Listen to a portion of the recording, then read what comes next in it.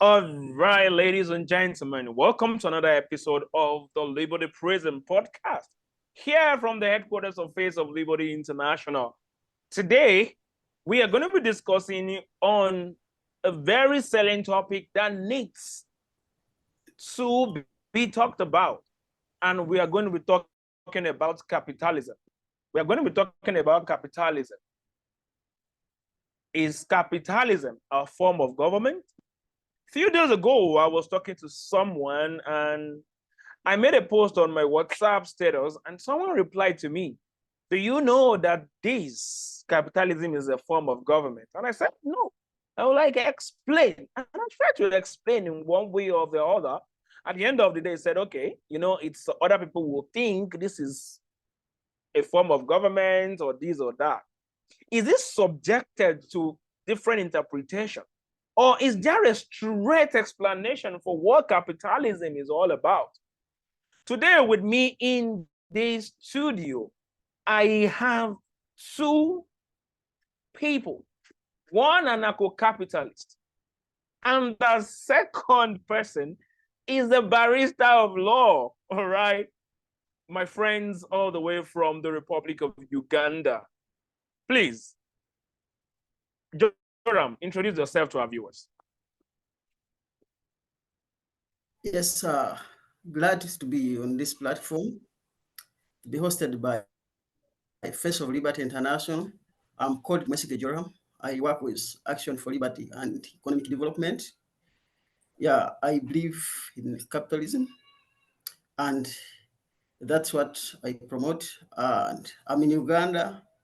We work to promote a free and prosperous society as Action for Liberty and Economic Development. Glad to host us. Thank you. Thank you very much, Joram. And I will also bring onto the spotlight my very good friend. And don't let me introduce you. Please introduce yourself, Richard. Yes, I am Kakande Richard. I am an advocate in Uganda. Loosely, the word from the Western jurisprudence, you call it a barrister. And I am a team leader at African Liberty Foundation, which is a free market think tank and a public interest litigation organization. And as well, I am a dual as a legal representative at Action for Liberty and Economic Development. It's always a pleasure talking about ideas that transform lives and nations. It's always credit for Face of Liberty for the humble invitation. Thank you very much for two of you being on the call today. Now, our people can see you right there on the screen as we explain, as we dig deep into this topic that needs to be discussed. So, anarcho-capitalist, let me come to you first.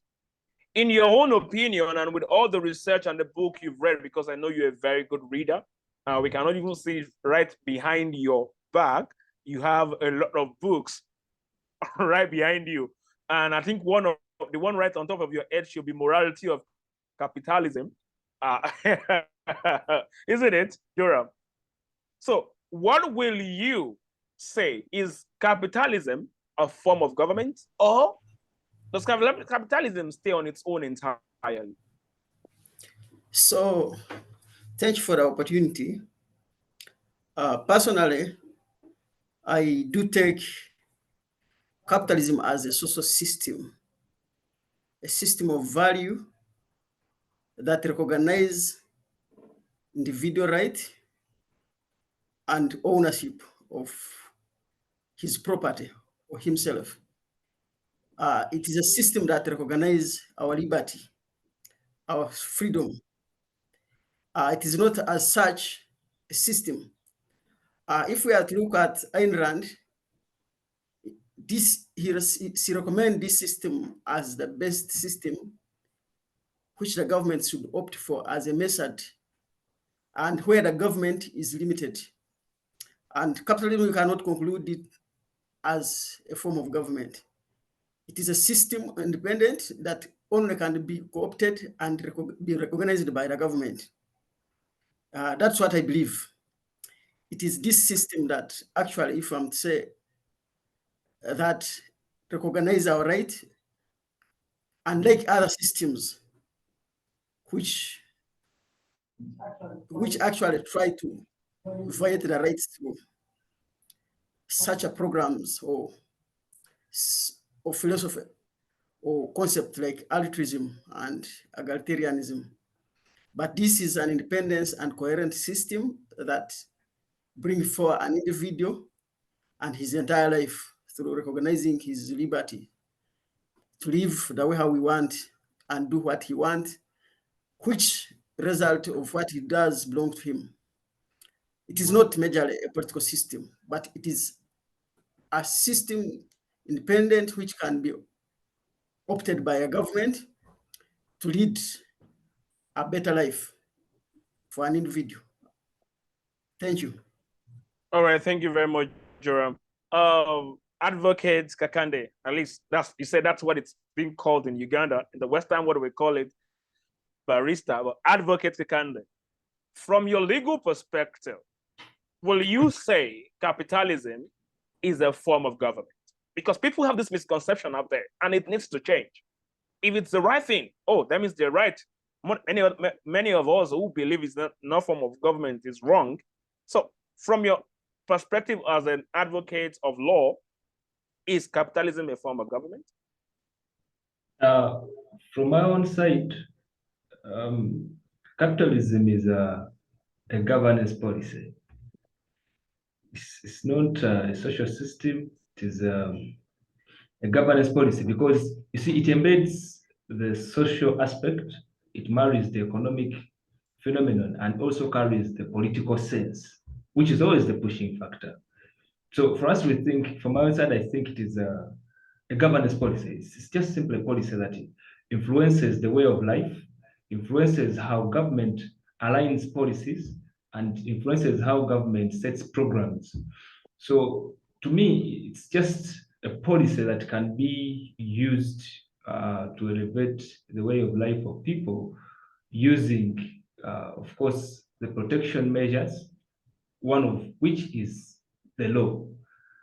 If you look at, there are countries which we've always given as examples that are bureaucratic politically, but have got a free market. So the political sense is strict and is completely bureaucratic in a way you might want to term it. But if you look at the economic sense of it, they are dealing in free markets. And we've always given the example of UAE. These are people who are still under some sort of rulership. And that's their law. But if you look at the way economy is running, we've had everyone who has the capacity to invest in their country. We've had them running a model of free trade across UAE. If you look at the Emirates, if you look at Abu Dhabi, if you look at other Asian tigers, they have been trading with open borders, and even within themselves, they have allowed innovation, they have allowed entrepreneurs to raise. So to me, it's more of a policy than a social system. All right. Thank you for that. But I'm trying to get something right, because we need to explain this very delicate topic to people out there to understand. Joram, let me come back to you. Now that we've kind of understand it in both ways, let's try and go back to the basics of capitalism. Can you explain to us the basic principle of capitalism? Come from the aspect of private ownership to market competition and profit motive. You know what I'm saying? Come from the aspect of private ownership, the market competition, and the profit motive of capitalism. Can you come from that place and help us to explain the basic principles that is Yes, bedrock? yes. Under capitalism, let me first, Kakan has just said these are two distinctive entities. You see a country operating where the political aspects are totally totalitarianism. And when it's come to the economy, you see the economy there is rule of law, there is ownership of property, there is contracts, everything is running properly. But when you go on the side of politics, you'll see there is total dictatorship and all that. Capitalism, of course, in simple terms, it is based on some principles like ownership of property, where what I do belongs to me. When I go out to produce something, the result of that belongs to me, which is recognized by the laws. When I do contracts, the contracts are actually respected by the laws. And actually the interaction is voluntary. There is no force. Unlike the rest of the system, like socialism, where people are compelled to do by a certain force, by the government. Actually, under capitalism, everything belongs to the individual who produce it, and the value is exchanged voluntarily through exchange of values. If I'm producing a phone, I put it on the market because someone value it and he want to give me money, and which that individual value a phone more than the money he has. So capitalism recognize solution to a problem in the society, and it is a system of incentive. When I produce a phone, someone gives me something, gives me money in exchange, which money is less important than the phone he is taking from me. So capitalism is a system of competition. It is a system where people compete to produce values, to produce quality, and actually offer quality to the market. So under capitalism, there is no such thing like competition. I mean monopoly. People say that capitalism is a system of monopoly, which is not true. Under perfect market, laissez-faire capitalism, competition is always suppressed by the forces. If you produce something, someone at least will, and make it more expensive, someone will produce something related to that.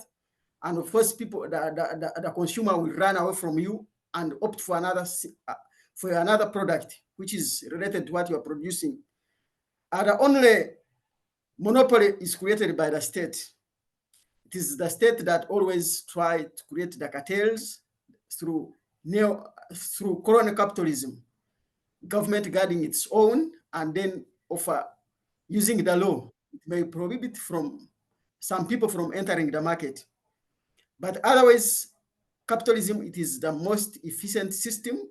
It is the effective system that recognizes laws, contract, and competition.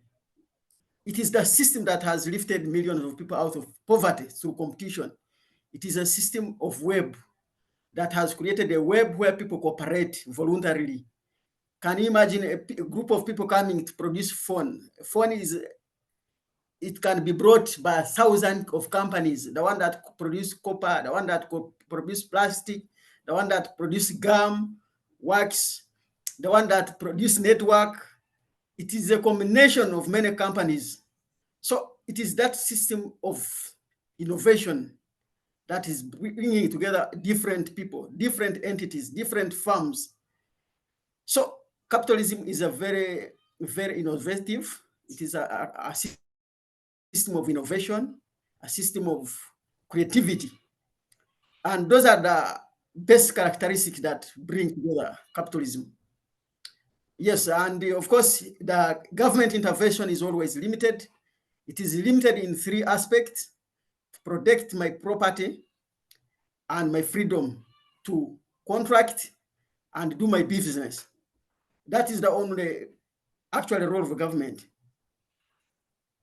Thank you. All right, thank you very much, Joram. I like the fact that you mentioned something that I'm still gonna pick you up on you later when you are talking about the monopoly side of things, and you're talking about a perfect. But before I come back to you on that, let me ask you this question: yes or no? Do we have a perfect market system anywhere in the world currently? No, the capitalism, there is no any system which has ever dominated the world. There is No, I mean even if it's hold on, Durham. Even if it's in a very, very secluded part of the world, do we have any place in the world that has a full capitalism working? Like the system is working purely capitalism without the influence of government no, currently there in is the no world? perfect, there is no any system that has ever dominated the world. They always Great. work along each other. But what we are saying is capitalism is the best moral social system that Thank you. has lifted the Thank world you. out Thank of you. poverty. I got what you're saying. Now let me come back to Kakande. Kakande, you mentioned you add what Durham says, and you mentioned something the other time. You said capitalism is not a social form or something, but it's a policy. You think it's more like a policy from the government. So can you explain, like open it further? What is the relationship between capitalism and the government? Because I think that's where people tend to mix the two together. And they say capitalism is also a form of government. Can you explain the relationship between capitalism and government? You can come to it from the aspect of regulating the market, enforcing property rights, and providing public goods. Or if you have any other way you want to attack it. But let us hear it. What is the relationship between capitalism and the government? Yes, capitalism on its own, being a policy, is an option of people who come to power. We've not had a benefit in the world to see leaders coming with the ideas of capitalism and successfully win elections. Whereas they have been subscribing as capitalists, but much of the time they have been winning elections as liberals. No, they frame the word as liberals, not as capitalists. That has always been the notion, even if you look at the case study of Argentina. So why we're saying, why you're asking me to draw a link between capitalism and government? And the link is clear that what are the stronghold of a capitalistic state? Free markets. Who is going to supervise or to introduce the ideas of free markets? It's not the people. It's always those that they choose to be in power. It's them that are going to pass laws which turn into policies that say, you see, anyone is free to trade the way they want within themselves. If you look at the laws which are passed by the legislatures and the parliament. In that case, hold on. In that case, are you now saying in effect, or you are saying indirectly, that capitalism is a form of government since it's the government's people, the officials of the government, that brings it into effect? Are you saying it's a form of government? Because we need to explicitly,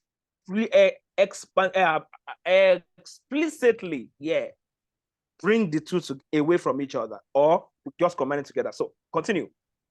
I think you're getting it wrong. I think you're putting the government. I think you're putting the government very far away from the people. The government is not a circle. It's not a circle of animals. These are people. So it is the people who see the ideas of liberty that choose those who subscribe to them to be their leaders. That's the starting point. And it is these people who come and say, you know what? I think we need to regulate the way goods and services transcend within the state. And that's how we come up with what we call the laws. Remember, capitalism never works without the rule of law. So who are the framers of the law? It is the parliament. Who are the implementers of the law? It is the executive arm of government. So all I'm saying is that if we want to enforce capitalism and its ideology and the practice of it, we cannot do it without the government. That's what I'm trying to mean. Because if I may give you an example from the Ugandan sense, if you look at the 2022 presidential directive on markets, it is saying that people who are earning hand to mouth kind of working in the markets should not be taxed. They should only pay for their utilities. That's the water and electricity that they use in the course of their businesses. But they shouldn't be taxed, meaning it was a full ban of licensing vendors. In the past, it was one of the backlogs that limited people joining the markets. People would go around hawking these commodities. They never had an avenue where they could be found. But introduction of such directive, which in the law we take it as delegated legislation because it's allowed for the president to pass such a directive.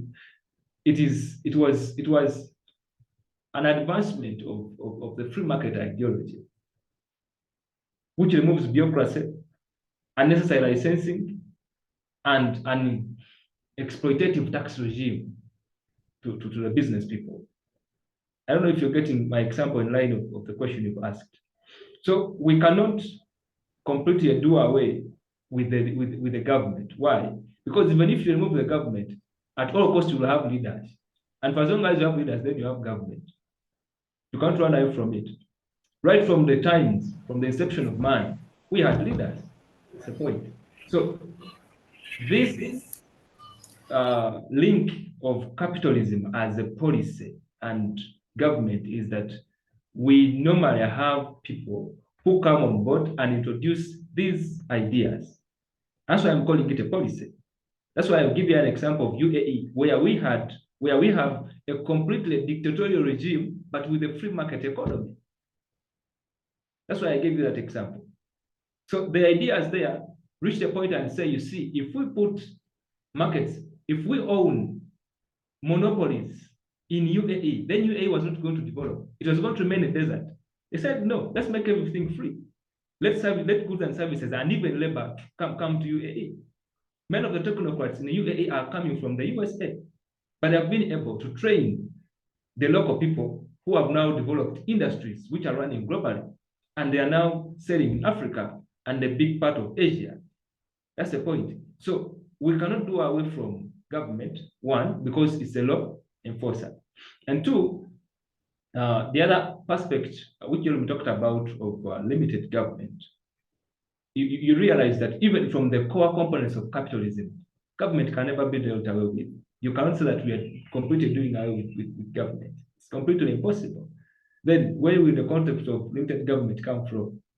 In Uganda, we've only had one time where we had a full, effective, limited government. That was during the worst dictator in Uganda, during Idi Amin.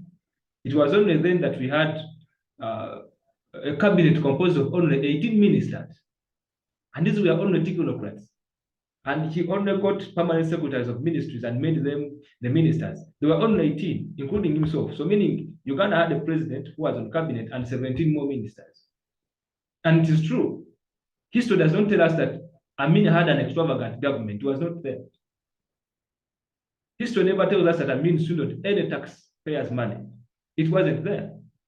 So you realize that from the core point of capitalism, you cannot do away with the state. So it's a link. What we are saying is that even a totalitarian government can still adopt capitalism as a policy. That's why it is true indeed that we've never had a perfect capitalistic state. Even if you go to the USA, where much of the principles have been appreciated, they have what we call the welfare. For them, they loosely call it the welfare status. But welfare is completely communism. It's socialism. And to some extent goes as fascism. It's telling you that, you see, government can come up and say, you see, we are setting a price tag on the consumption of insulin. You see, it comes up and says, you see, we have paychecks for education. It has a free education policy for some people. Today, the whole Europe is facing the problem of immigrants. Okay? Whenever an African applies for scholarship in the European Union, any of the countries of the European Union, that's the budget of a taxpayer in there who is not benefiting from it. How beneficial does the taxpayer in the US get when I have a scholarship to study in Harvard?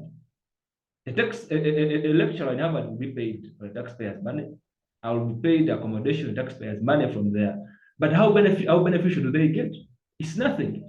So we believe that even if you look at the developed economies, governments have dwindled the entire concept and ideology of capitalism. That's why I completely disagree if someone tells me that it's a social system. I believe it's just a policy.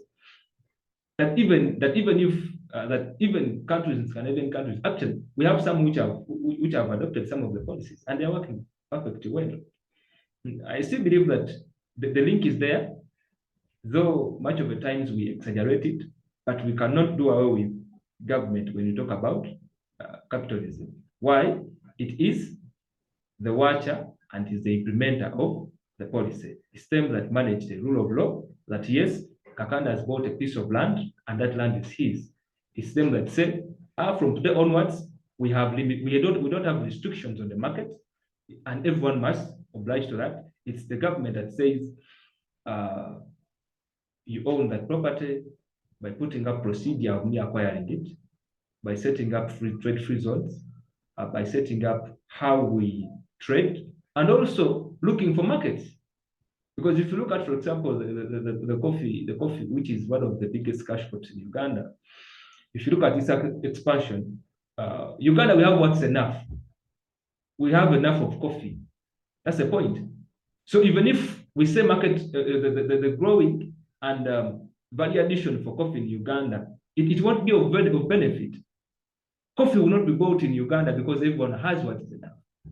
So the government comes in to widen the market. That's why you see it that it's going in Ethiopia and Uganda being ranked as one of the coffee growing countries in the world. It's not magic of the entrepreneurs here. It has been magic of the government. So we are just saying that we need a limitation on the powers of the government, but we don't do away with it. So that's the link. All right, thank you very much, Kakande. You mentioned something the other time, and I think I want to talk about it. Currently, we have 195 countries in the world. I know you've mentioned Dubai. Which other country is kind of, to a larger extent, practicing the capitalism the way it's supposed to be practiced, apart from Dubai? Yes, I'll go ahead and give you Russia. But to a larger extent, Russia is known to be not a capitalist country, but a kind of communist or something. They call it a communist. They call it a communist state. Even China, they call it a communist state. But if you look at the industries they're owning, they are raising what was more of a capitalism nature. You see, even communism starts with capitalism. That is the beauty and diversity of that concept. That even the taxes you're talking at, you see, when we get taxes, we give out these subsidiaries to the people who have not worked for them. In the first place, you must have those industries. You get that in the first place, there should be producers who produce the tax that you use for the benefit of those who did work for it. So even socialism, at its inception, there must be capitalism. If you look at, I'm talking about Russia, because if you look at the industries, for example, Russia is known for its energy sector, one of the biggest producers of energy in the entire Europe, both East and West. Many of these companies are owned by private people. If you look at the Wagner Group, which is an army used to terrorize Africa and the rest of the country, if you look at the way they are fighting, it's a private entity, not owned by government. Imagine their level of capitalism, of innovation, that even the army can be owned by a private entity. Which capitalist state has ever gone as far as that? If you look at their tourism sector, government has no hand in it. Government only has hand in fighting politicians. But if you look at the way the economies are growing, completely, they are capitalistic. Even if you go to China, look at the way Beijing was built. If you look at that documentary, these are people who invested so much in education. Go ahead and study in the US, from industries, not universities, come up with these ideas, bring them to China, do the trials, and the fake products would come to Africa, China, Africa, and the improved ones could go to Europe, which is China, Europe. I hope you watch the story of the owner of Das Byte, TikTok, facing the Congress, how he was able to respond to the questions being put to him. Much of the question was that, aren't you working for the Chinese Communist Party? And he was telling you, look, for the American market, we are using American regulators. Our proofreaders and everything of the approval of the American citizens on the platform are approved by your own companies. We franchised with them. We have partnership with them. We make deals with them. So I am wondering which communism party could allow such a company to thrive if they didn't have the capitalism sense in it. The model used by China, even that of Russia, in the economic sense, and that of UAE is the same. We just have a global disorientation about them politically. And we think that if we have a political wing which is dictatorial, we think that capitalism does not thrive there, which is wrong. Which is wrong completely. If you look at the examples we can borrow from the Scandinavian countries, is that the heads are communism and they're socialists. But even deep down, the economy is socialism and also communism. That's why the economies are not thriving. But who told you the Russian economy is dwindling? If you take it away from the Western media, it's one of the most performing economies. It wouldn't be doing well if it wasn't supplying the whole energy to the entire Europe. But it's doing so. And this is without the arm of government. If you look at the companies which subscribe to their energy sector, we've seen them elsewhere. We are having Sinop here, we're having Exim, they're everywhere. That's the point. They're even in Europe. So I think it's a disorientation. We normally carry the political sense and impose it also on the economy. But I believe that capitalism has been the start of even communism and socialism. So it's a ground, it's a root cause. That's why Joram was telling you that it has been one of the ideologies and the philosophy that has transformed the biggest number of lives world over. If the question was to be asked to me that would we have a capitalistic state from A to Z, my answer would be honestly no. Because if you leave the country in the hands of a capitalist for a long time, time reaches to the edges of exploitation, which is against, again, the morality of capitalism. So in the end, governments lose meaning. That's why you see the Bidens are fighting to create subsidies for the people. They are reaching an extent of taxing the most wealth in the interest of those who don't have, whom we call the lazy ones in the capitalism state. So I believe that the Russian economy has been able to produce new ideas. We've had inventors, especially in the army. They have built a lot of weaponry which have never existed. They have been able to create their medicine, which has not been in the hands of government, but labored by private people. The only problem is that once you get money, the government comes in. But if you look at the way they are structured, if you look at the way they allow their citizens to freely use their resources, if you look at the way they align with the international market, if you look at the way the oligarchy has been able to spend and also look at other economies, it has been possible. We've had Russians buying football teams. We've seen them owning oil wells up to South Africa here. We've been able to see them trading freely. The only point is that you must subscribe to the Putin ideology. That's the only thing. But if you look at it entirely, they have 80% of the principles that build capitalism. All right, thank you very much for that. I like the fact that you were able to bring, because the first message you said that Russia, China have some subset of capitalism in their system is going to actually trigger some people like, how do you think that is happening? But I like the fact that you've been able to explain it and we've seen it. So Joram, let me come to you. Let's talk about the future of capitalism, right? The world keeps changing rapidly almost every time. So let's consider factors such as technological advancements, climate change, and also geopolitical shifts. With these three in mind, what do you think the future of capitalism is? Thank you. I just want to first go back and talk about something small about the two entities, the government and capitalism. Capitalism is a social system because it involves interaction of people from different diversity because of different interests they want to enjoy from that market. And these are two different distinct things. And if you look at Ayn Rand, he said they should be separated. The economy should be separated from politics as a way we separate church from politics for the better running of these systems. Capitalism is about the creation of value. And for if you see at Ayn Rand only calls the government should be limited to provision and interference in three roles: to produce justice in terms of contracts, then to protect my rights and property in the market. Those are actually the other role is defense from external aggression to destroy our lives and then our properties. But the two are two distinctive entities which operate independently.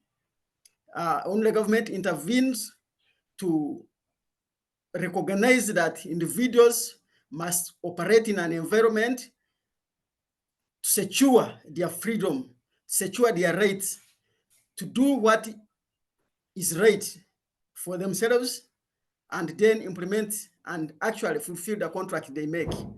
The future of capitalism, of course, capitalism, as people knowledge evolves, people recognize their freedom, recognize to do things better. The technology we see, the Zoom we are on today, it is a result of capitalism. 250 years, the whole world was poor. 90% of the population was very poor. It is out of tremendous innovation, out of free market that the world is improving. The world was poor, sick, it was hungry, but it is because of innovation, because of technology, that people have better medicine, people are not diseased, people have food to eat today. And the disaster of climate, I always battle with climate alarmists. They say that the world is facing the disaster of climate. But we see people planting trees. We see people actually innovating solar, which is actually reducing on the destruction of environment, using of charcoal, wood, and all that.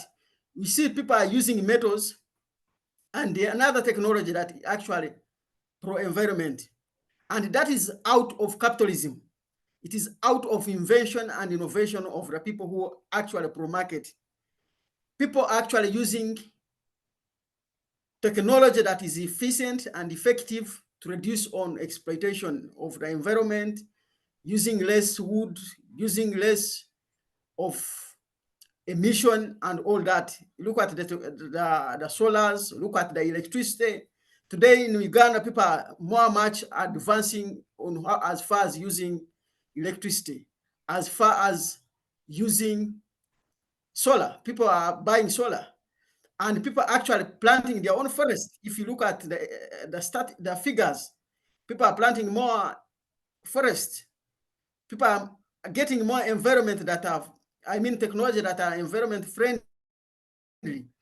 So the future of capitalism, if we are to assess the future of capitalism, we need to look at how important capitalism is in our lives and what capitalism is actually exactly. Capitalism is a system of value. It's a system that changes our lives in terms of the economy, in terms of our health, in terms of the medicine we take, in terms of the food we eat, and in terms of the freedom of how we enjoy our freedom. Yes, that's what I can tell you. And if we are to embrace rule of law, if we are to embrace our contract, if we are to embrace the better medicine, it's capitalism the way to go. Thank you. Thank you very much, Joram. I like the fact that you mentioned, you went back into the way government is doing things for us and also discuss what capitalism can do when it comes to technology. Kekande, this will be the last question for today. You are an advocate. What will you say are the potential reforms that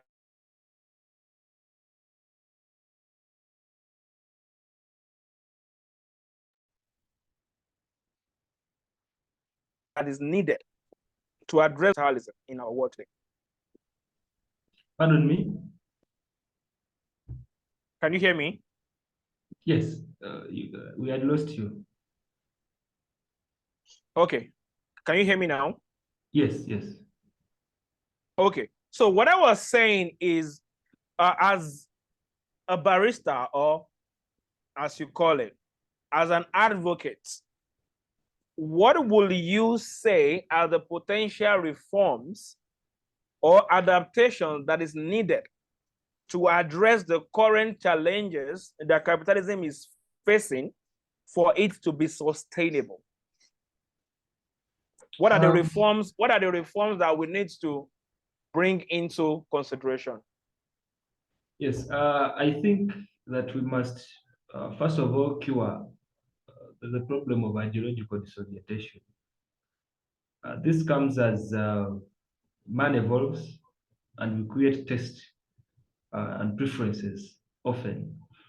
For Africa, I'll tell you that for as long as we are still respecting the foreign boundaries that we have created on our continent in terms of the market, I think that's one of the problems that we are facing. So one of the reforms should be to really have a free trade area amongst ourselves, because we have a very large market and a very large mineral resources.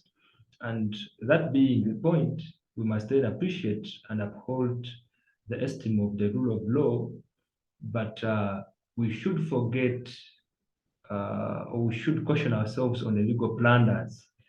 What I mean is that we must have the law which clearly comes from the interest of the people, not one used for selfish interest of the leaders that we have.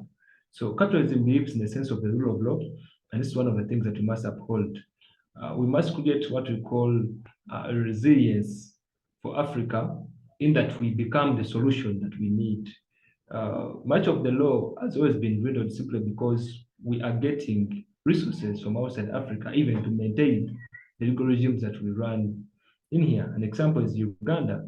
If you look at Uganda, the judiciary is funded from the West, so meaning the laws you see, whether they affect a common man or not, they'll have a lineage from where the source of money comes from. That's also one of the biggest problems. So the reform should be for us to content ourselves. And the morality of capitalism teaches us to appreciate what we have and transform it into something useful. That's why between the lines of capitalism is the word value. Capitalists are value creators often, and they appreciate the aspect of evolution of man.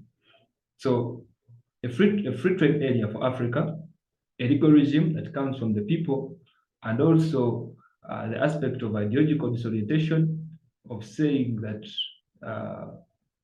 we must, or government floating the parsnip that we must rely on it for survival.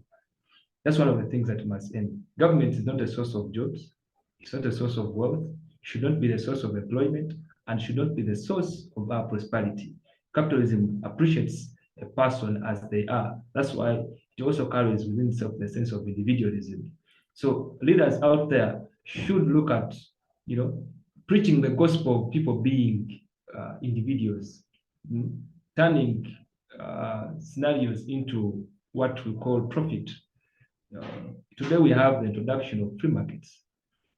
We have the introduction of capital markets, which are initially the warrant part of the economic spectrum. So people can free trade. We've appreciated gender rights as of now. They have been coming on board, but you realize that one of the areas of investment which I haven't appreciated as Africa is at the capital markets and the way they do things. Joram here always interests me to use Bitcoin, though he hasn't taught me which one exactly to rely on. And I know many of the Africans are still lost, just like me. We don't know which is real, but we think it's one of the easiest ways that we can grow our economies and appreciate the change that capitalism has brought. Appreciating the medicine that we have, and also appreciating the solutions for which our brothers who have taken this idea personal by going entrepreneurial have been able to achieve. So if we sum up those three reforms, to me, we would sustain the essence of capitalism. One being ideological disorientation of the government, not to be the source of wealth, source of employment, and source of anything.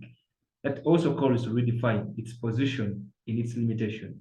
And two, having a free trade area, because we are a one bigger market and a one big block of resources that is limited to our existence and coexistence.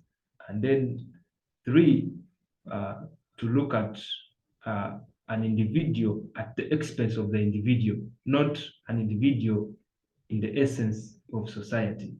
If we look at those, I believe we can have, I mean, the last one was on the law to avoid the legal plunder. So we must create law which clearly comes from the minds and the well-being of the people. Then with those, I think we can have a transformative capital regimes and policies that will leverage and give credit to everyone. The last one is that you see, people must understand that capitalism is an awarding policy. It clearly discredits lazy people. It gives solutions to whoever invents them, to whoever creates an innovation. It goes ahead to look at man as a changing man all the time. It appreciates that people get sick and so it creates medicine. It appreciates that man needs to move and so it creates cars. It appreciates that we need to communicate and it creates internet. Which other policy in the world would have created that if it wasn't for capitalism? So I think people have to really do away with their political ideologies, wherever they get them from, and look at capitalism as a simple policy that is for benefit of all of us. We just have to strengthen its strongholds. And those are the reforms I'm suggesting. Have a free trade area, look at the law, which is for the people, look at government as one which is your servant, not the people being servant of the government. So we must restrict and restrain it. And then also we look at how we grow as man evolves. I will also tell it to you, moderator, that you see it has been the invasion of capitalism that has seen man evolve. If it wasn't for capitalism, we would have been still in the Stone Age, even as of now. Because stone made thing, which wasn't invented, that has made man move on. I think there's nothing. It has always been the invention and the creation of new value that has made man to move from one stage to another. Whereas in medicine, the first penicillin was rotten wheat, which was used by the ancient Egyptians. Today we have Panadol, we have Panadol Extra, we have 1,000 brands of painkillers in the world in the medical industry. So I think it's capitalism which has made man to move on. So if you talk about evolution, you're talking about capitalism entirely. Man has not evolved on idea. Man has evolved on what has been achieved. That's what I can say. All right. Thank you very much, Kakande. Really appreciate your input to today's discussion. Joram, can we get the parting word from you as we round up today's discussion? Yeah. Stone Age was a capitalist action. It was an innovation made, and that's why that period was referred to as a Stone Age. A man invented using a stone. He used the stone to make fire, to sleep, but that process to make spears, it was a process of invention. It was a capitalist it was a creation of value.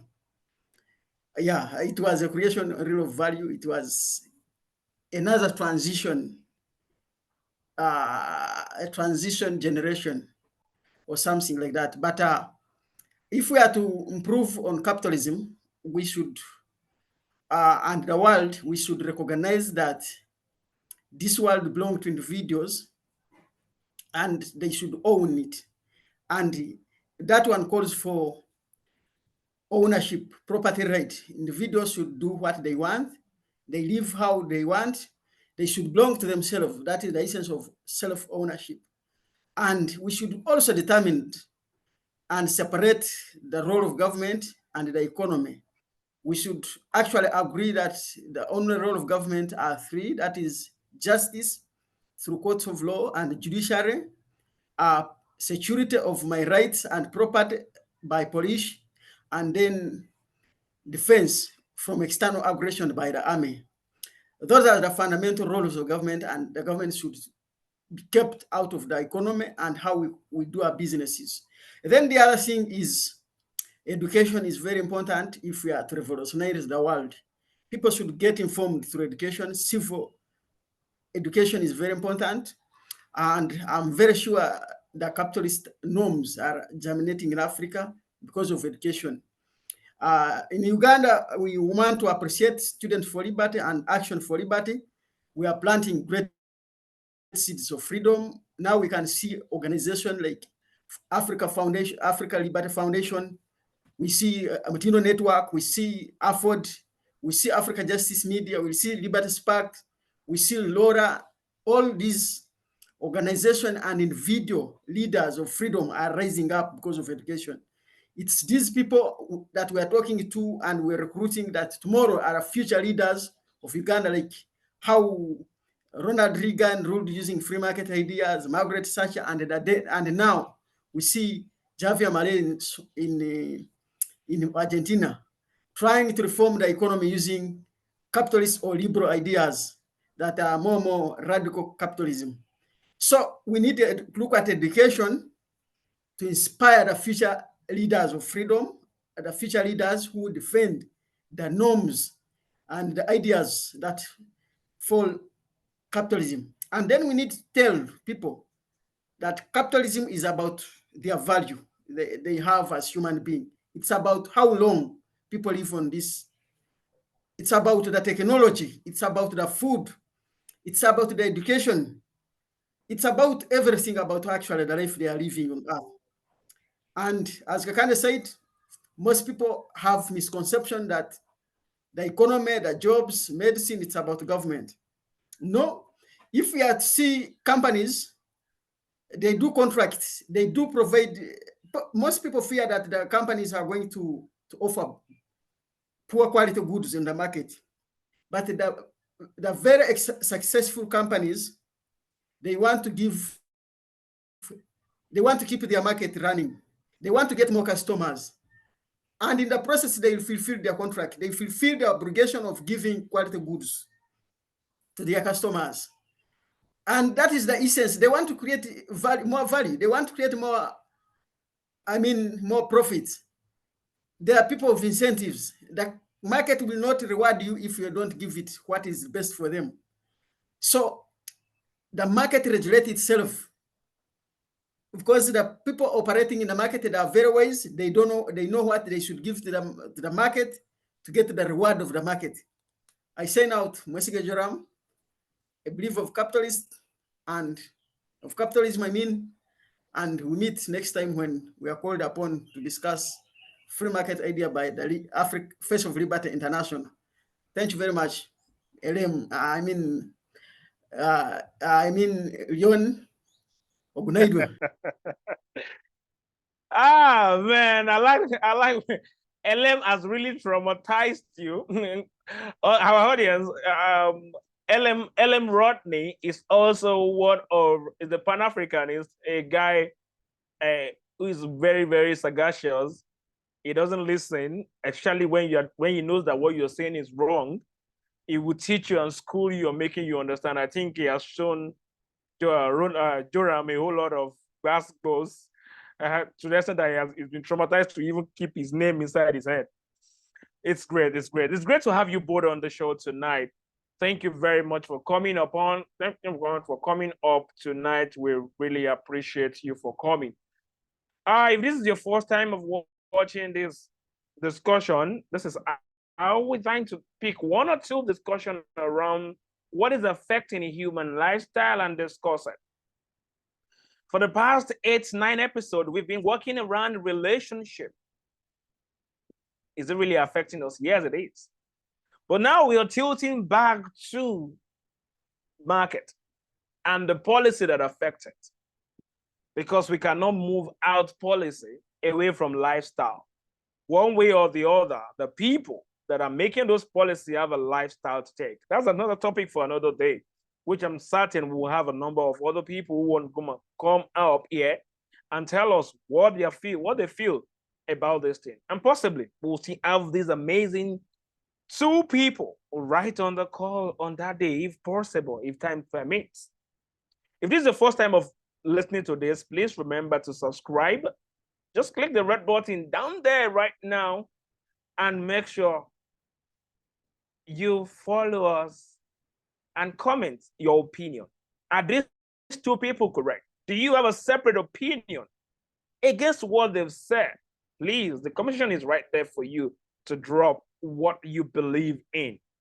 And don't forget, if you'd like to support what we are doing with financial support, the link to donate for this work that we are doing is out there, right in the description button. My brothers, thank you so very much for being on today. Joram is amazing. He's always my host whenever I come to the Republic of Uganda. And he always opens his house for me to stay and all. And Kakande is always there to give us the perspective of law, as it were. And it's not just in Uganda, but across Africa. Remember, you see the way he was just mentioning, Dubai, this, that, is well-read, is well-educated, as an advocate supposed to be. Thank you guys for being here today. And until next time that I call you upon, or we call upon you to have another discussion on the things affecting our people. From the headquarters of Face of Liberty International, this is Liberty Prison.